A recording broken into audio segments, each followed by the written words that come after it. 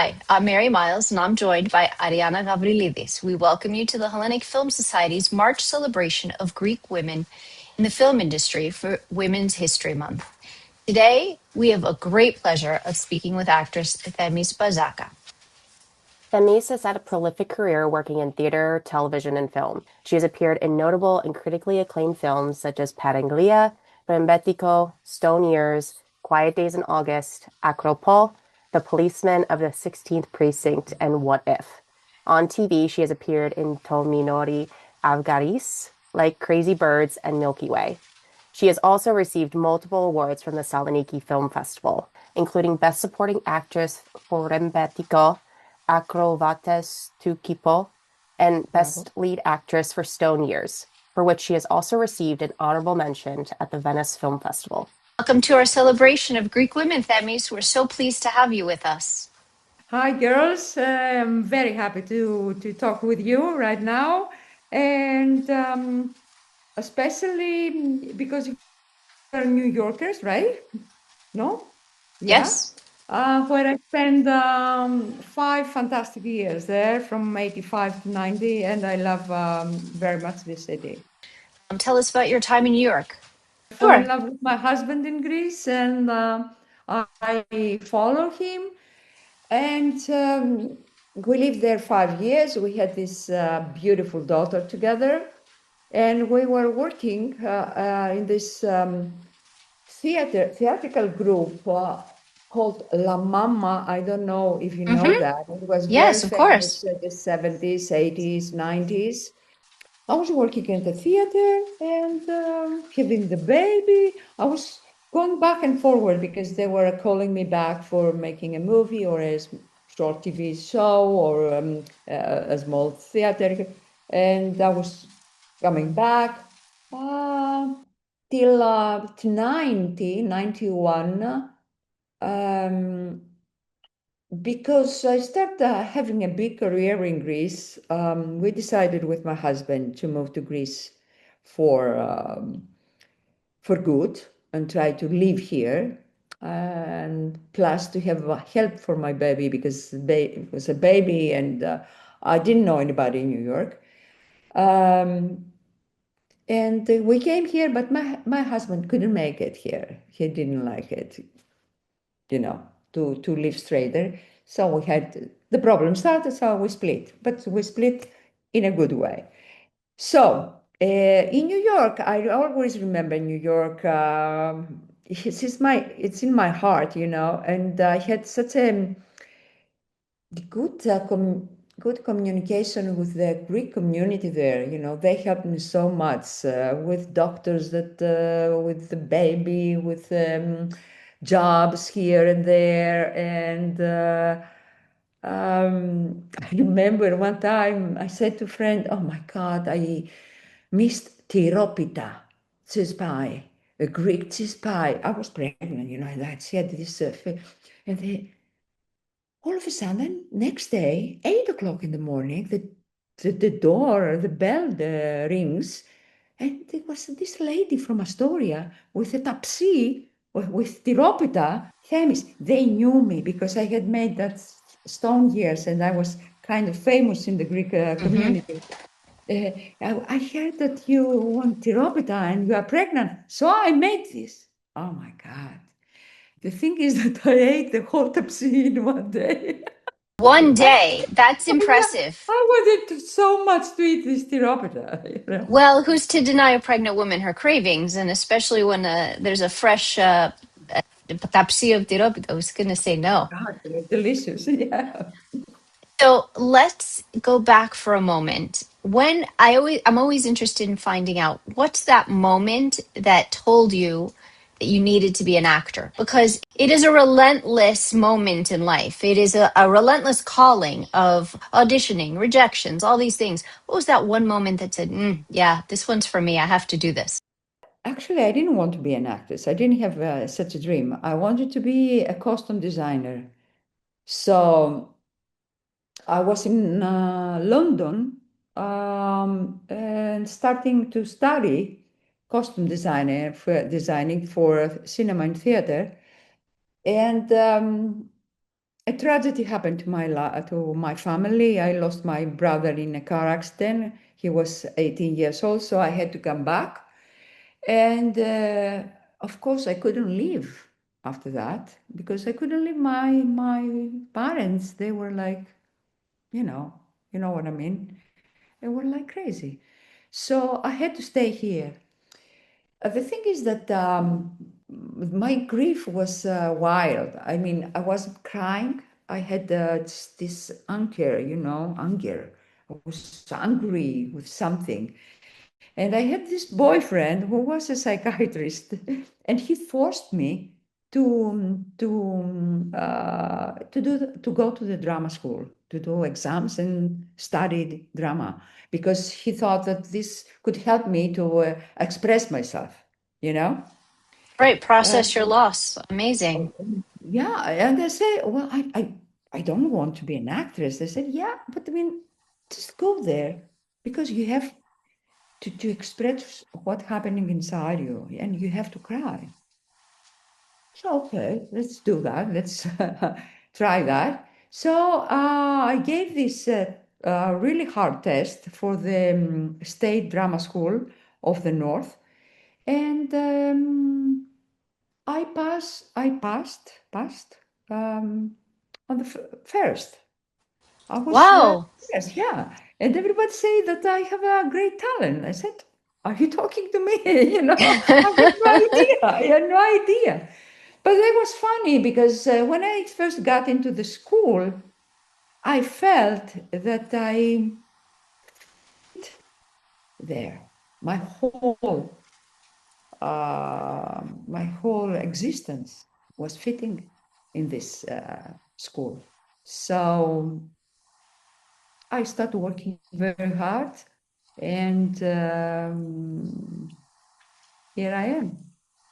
You've had obviously a very long career, a very significant career, and you've played many, many roles during this time. In fact, you were in one of my favorite limited series recently, Milky Way. I loved that series. I thought it was groundbreaking for Greek television.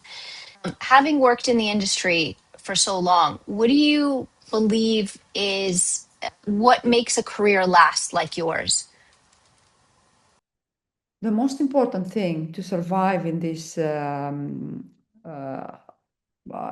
profession is to love it, to really love it, and like to be there, because there are so many problems and so many, uh, difficult situations you are dealing with that you have really, really to love that. And then you have to be organized and be stubborn. Uh, Mm. do what you want to do. Have your dreams in front of you and try hard for them. Um, and be lucky.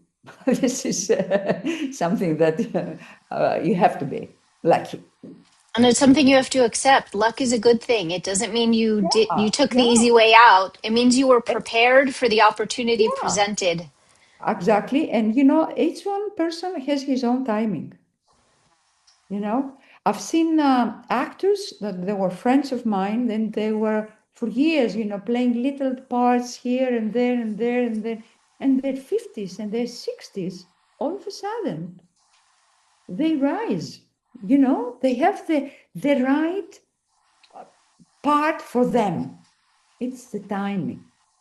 It's like love, two persons, they can love each other, but they have to have the right timing to be together.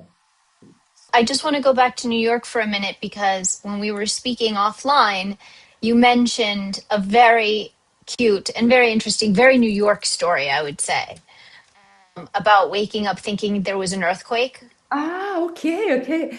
All right. Well, I was living in a quite hard area. I was living in First Street between Second and Bowery, and next to CBGB, a famous club. I don't know if you know, guys. Very famous those We days. definitely know it. Yes. Yeah. Yeah. And kind of the first or the second month I was there, I woke up in the middle of the night because the whole house was shaking. And because I'm coming from Athens and we have a lot of earthquakes, I woke up and I said to my husband, wake up, earthquake. He says, so what? We are in New York, there is no earthquake here, you know? So, but it is, look, the house is shaking. Go to the window and check it out. And I saw the most amazing picture of my life.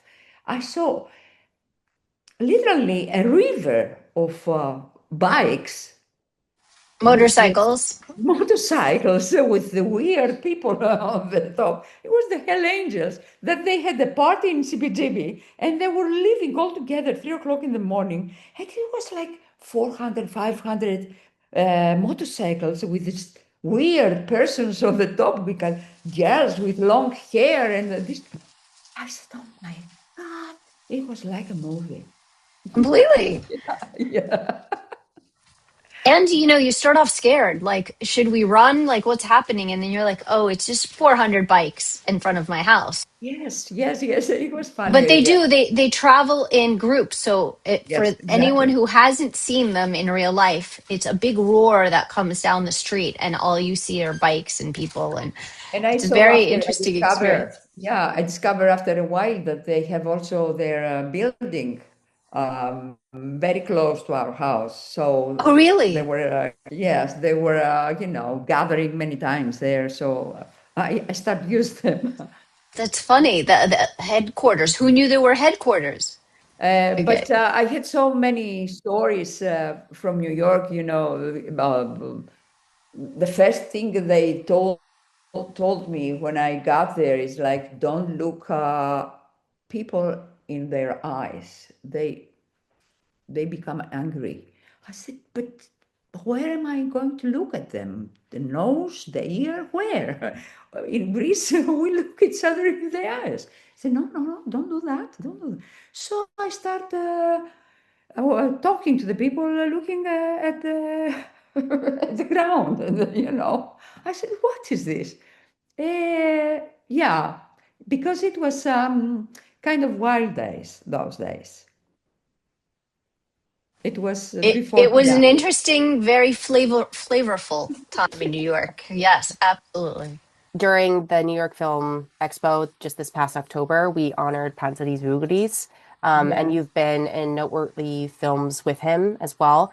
And as we paid tribute to him and got to learn more about him, not only as a creator and as a person, would you be able to share some moments working with him and how that, really resonated and made an impact on your career?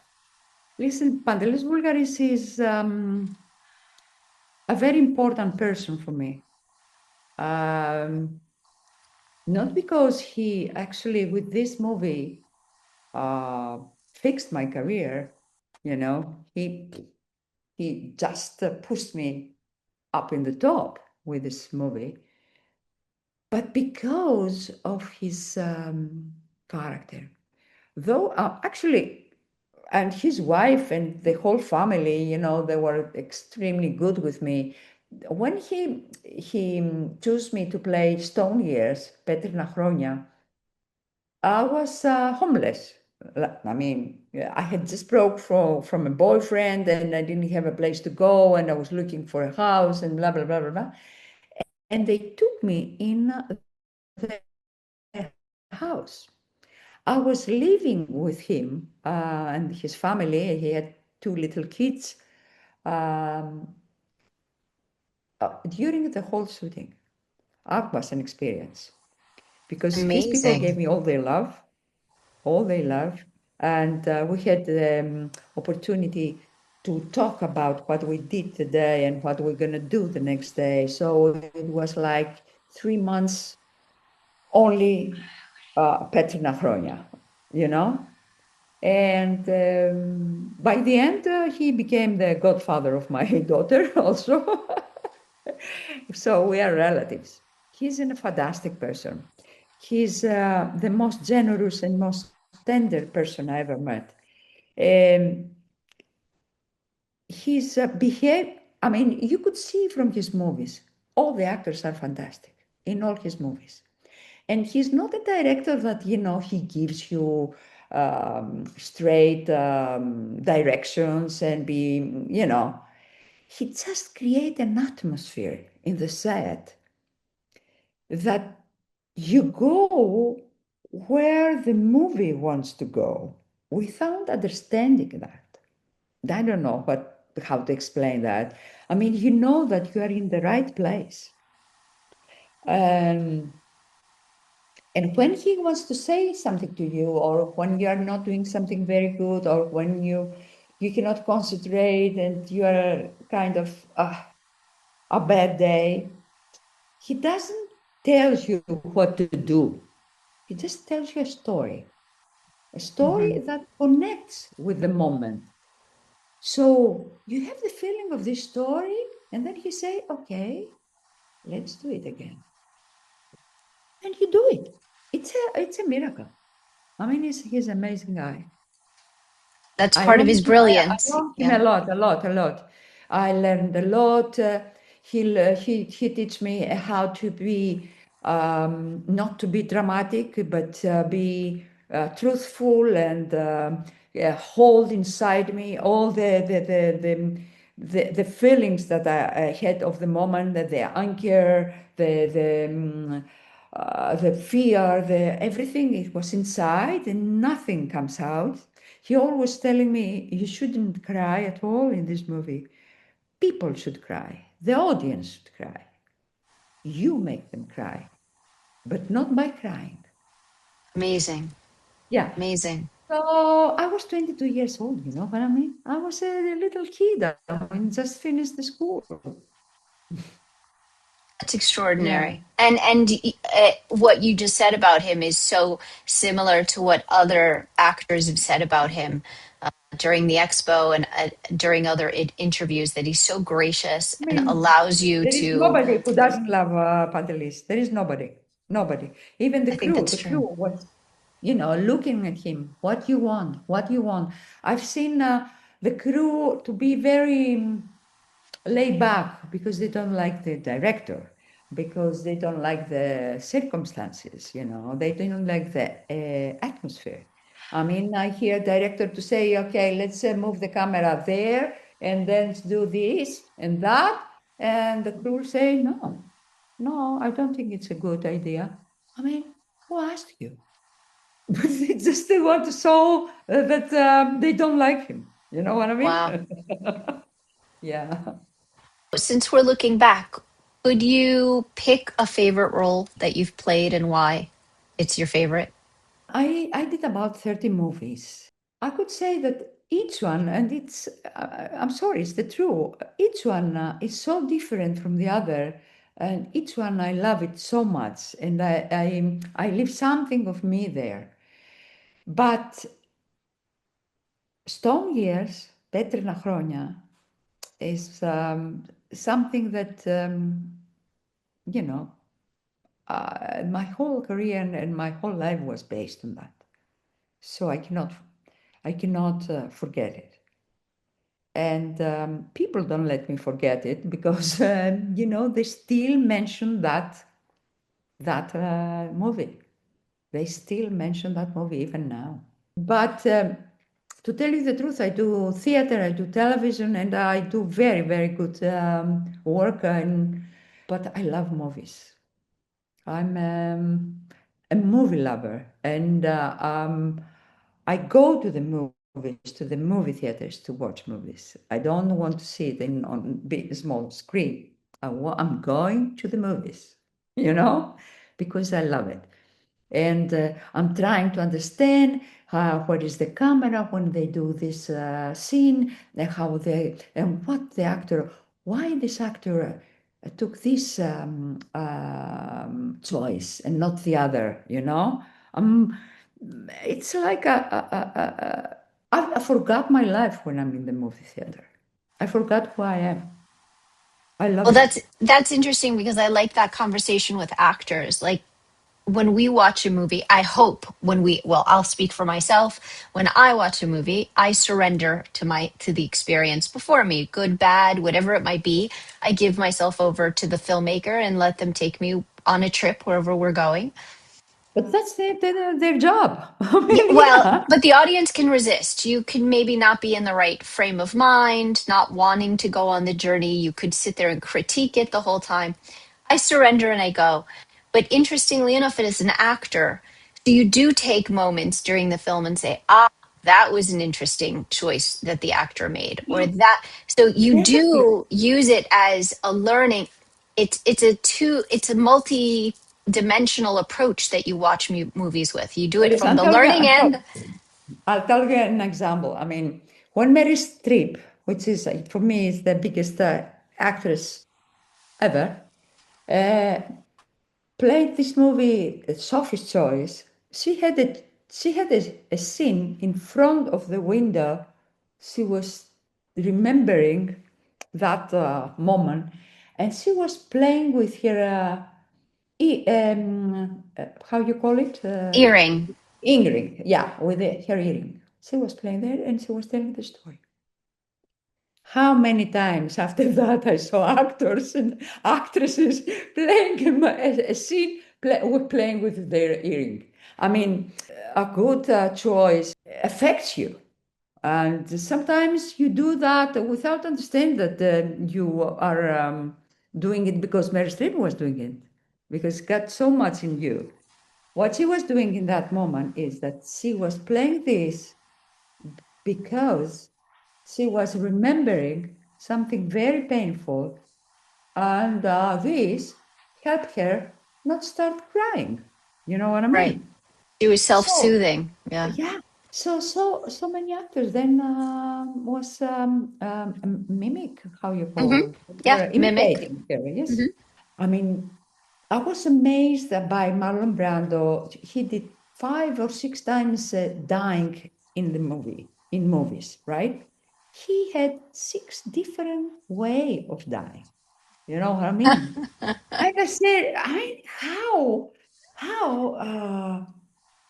he had this idea about that. This makes me think. In the film industry, as you know, March is Women's History Month. Do you have any, female mentors earlier in your career that you remember that made an impact? In my early career, I mean, when I was a kid, my parents were teachers. Teachers in how you call elementary school? How you say it? There's some Elementary. Dimotiko. elementary school. But it was 50s and 60s, and we were in villages. So my parents were teachers, and we were living in houses with no electricity. The country was coming out of the war. The whole country was really poor, very poor, and especially in the villages. No electricity, no fire, no toilet inside the house. Okay? The kids, they had to work in the how you call horafia, In the fields. in the fields, right?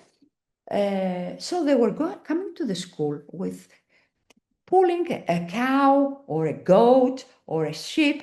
They were tidying up outside of the class, barefoot, and they were trying to learn, how to write their name. And my father, they had like 60, 70 kids that their mind was not in the book, but how to go out to go feed the cow because the father was going to beat him. It was tough days. The entertaining was once a week, there was coming a big car in the village with megaphone, πώς το λένε, A megaphone. megaphone, and was advertising the movie that they are going to show at night, right? So, ladies and gentlemen, tonight we have Aleki Buyuklaki, right? And where was the theater in the village? In Stavlo. Πώς το λένε Stavlo? A barn. A barn. They were pulling the cows on the side, everybody was bringing a little seat, and we was watching a movie. It was magic. Amazing. It was Amazing. magic. If it is magic. It was magic. And all the kids, they were sitting on the ground, the real ground, you know, and we were sitting like that. And we see Van Gogh, Vuyuklaki, you know, this kind. So I couldn't say that I have a special mentor, but I was mesmerizing by the cinema, by movies. Later we came to the city, the big cities, and we went to a normal theater. And those days they were playing Turkish and Hindu movies, and they start American movies, and we start to see all these big stars. And in the 80s, we had all these big stars, your guys, your big stars. I mean, Dustin Hoffman, Robert De Niro, you know, Meryl Streep, all this. For me, the 80s, the 70s, and the 80s, the American industry was in its best. The best actors and very good scripts. So I could say that Meryl Streep was my thing. I think many people Actually, have had the same one, and I don't think that's bad. It's not a bad example to follow. of course, actually, I played in a couple of plays that she did also in the theater. But